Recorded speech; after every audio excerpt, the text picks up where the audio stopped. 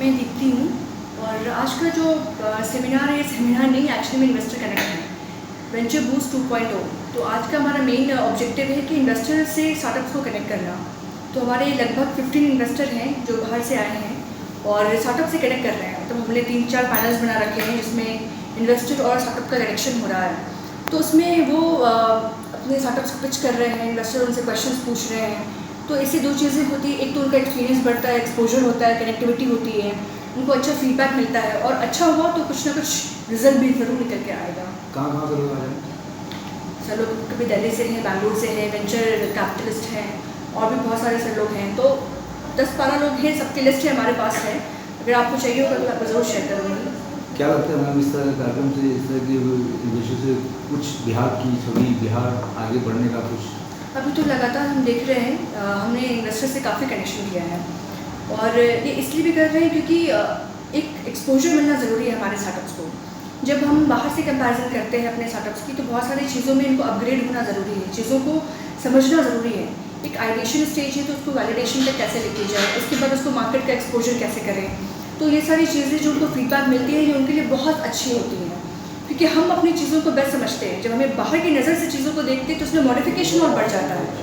तो ये बहुत ज़रूरी है, हम बिहार वाले सारे स्टार्टअप्स के लिए बहुत ज़रूरी है। तो ये हम लोग उस पर लगातार काम कर रहे हैं। तो अभी लगातार हमारा पिछली बार भी इन्वेस्टर मीट हुआ था, अभी भी हो रहा है। तो ये हमेशा करते रहते हैं। ये तो फिजिकल मीट है, ऑनलाइन भी हम लोग कनेक्ट करते हैं, ऑनलाइन भी होता रहता है। जो भी इन्वेस्टर उस समय हमें टाइम दे पाते हैं हम उनसे बिल्कुल बोलते हैं कि सर आप कनेक्ट कीजिए हमारे स्टार्टअप से।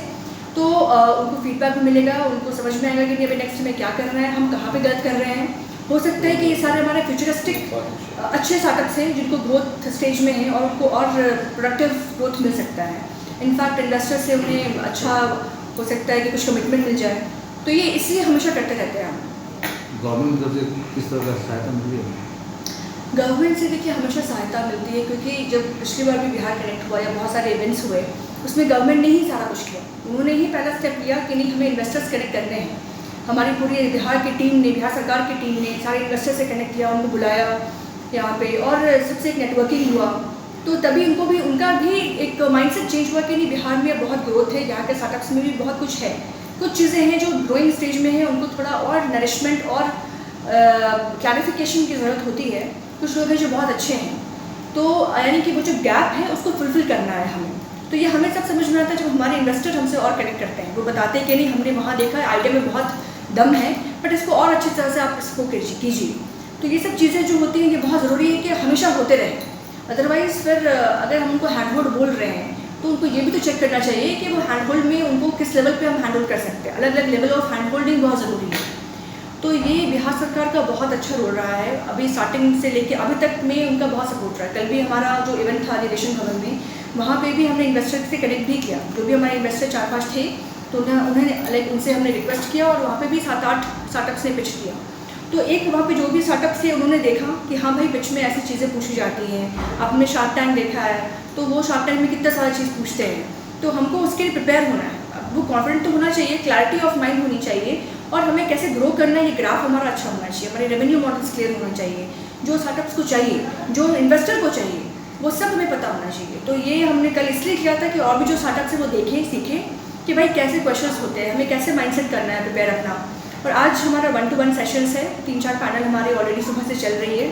तो उसमें स्टार्टअप्स हैं, इंक्यूबेशन सेंटर आईटी पटना के भी कुछ अच्छे स्टार्टअप्स हैं, कुछ स्टार्टअप्स हैं जो हमारे बिहार सरकार के हैं और कुछ हमारे जीरो लैब के हैं, बी हब के हैं। तो सबका कंबाइन हम लोग 30-40 स्टार्टअप्स का आज हो रहा है प्रेजेंटेशन। और सारे स्टेट से अगर कंपेयर किया जाए बिहार का तो पोजीशन और आगे का पोजीशन एग्जैक्ट तो मैं अभी आपको नहीं बता पाऊँगी इसके बारे में, बट अगर एस्पायरिंग बिहार का तो हमें अवार्ड मिला ही है नेशनल में, और भी हम लोग ग्रोथ के स्टेज में हैं क्योंकि हम अदर स्टेट से भी देखते हैं कि उनमें क्या अच्छी चीज़ें हो रही हैं जो हम भी उसको अडाप्ट कर सकते हैं। तो बिल्कुल अभी हमने जो भी मीटिंग भी कराए, केरला से भी हमने जो टॉप के स्टार्टअप सेल थे वहाँ पे सर लोगों को बुलाया, वहाँ से उनसे भी उनका भी फीडबैक लिया, उनसे मेंटरशिप सेशंस कराया। तो कहाँ पे कमी है और कहाँ पे हम लोग फर्दर काम कर सकते हैं उसके लिए हम लोग हमेशा कुछ ना कुछ करते रहते हैं। ये जो गैप है हम उसको फुलफिल करके टॉप में आए, इसकी जर्नी में हम लोग लगे हुए हैं। तो यस, इंस्पायरिंग बिहार तो हमारा हो ही रहा है, इंस्पायर हो ही रहे हैं सारे स्टार्टअप्स। तो कहने का मतलब कि आगे अब जो बिहार जो बनेगा वो पूरी तरह से युवा बिहार बनेगा, युवा बिहार भी बन जाएगा। क्यों नहीं बढ़ेगा? यहाँ पे तो सबसे ज़्यादा हमारे यहाँ पे लोग हैं जो यहाँ के लोग बाहर जा रहे हैं, बहुत जगह अच्छा काम कर रहे हैं। अब ऐसा भी हो रहा है कि लोग बाहर से यहाँ भी आ रहे हैं और यहाँ पे बोलते हैं कि नहीं भाई, हम अपने ही शहर में अच्छा काम करेंगे और यहाँ पे हमें वो माहौल मिल रहा है, वो सारा कुछ मिल रहा है। अब तो देखिए गवर्नमेंट सपोर्ट कर रही है, फंड तो मिल रहे हैं उनको, इन्वेस्टर्स भी आ रहे हैं, कनेक्ट कर रहे हैं, उनको हैंड होल्ड कर रहे हैं, समझ रहे हैं। बोलते हैं इन्वेस्टर कि नहीं, आपका अगर आइडिया सही है तो हम भी आपको उसमें हेल्प करेंगे, कनेक्ट करेंगे, आपको मार्केट एक्सेस समझेंगे, देंगे। तो ये बहुत बड़ी चीज़ है एक स्टार्टअप को ये सपोर्ट मिलना कि बाहर के इन्वेस्टर भी उनसे कनेक्ट हो रहे हैं। हमने आज भी जितने भी इन्वेस्टर हमसे मिले हैं उन्होंने कहा कि मैम मैं आपको बताऊंगा, मेल करूंगा कि हमें और क्या क्या चीज़ें यहाँ पे इम्प्रोवाइज़ की जा सकती है। हम लोग उनसे भी कनेक्ट करके उनका ऑनलाइन सेशन भी करा सकते हैं कि सारे स्टार्टअप्स कनेक्ट हों और भाई जहाँ जहाँ उनकी प्रॉब्लम हो रही है उसको कैसे कैसे हम लोग कैटर कर सकते हैं। तो ये सारी चीज़ें, एक जो इकोसिस्टम है ना, ये बहुत बहुत चेंजिंग इकोसिस्टम है। तो अब बाहर में जाने से अच्छा है कि लोग अपने पैर पर खुद खड़े हो रहे हैं, अपने साथ साथ लोगों को भी रोजगार दे रहे हैं। हम लोग सरकारी नौकरियां छोड़ के उद्योग पे ध्यान दें। बिल्कुल बिल्कुल, क्योंकि सरकारी नौकरी तो अच्छी होती है, जो लोग प्रयास कर रहे हैं उनके लिए है, मगर वो प्रयास करते करते अब मान लीजिए कि 100 लोग हैं, उसमें से 90 लोग का नहीं होता, 10 लोगों का होता है, तो 90 लोग तो फिर डिप्रेशन में आ जाते हैं, सोचते हैं कि मैं क्या करूँ, जबकि उनमें पूरा टैलेंट भरा हुआ है।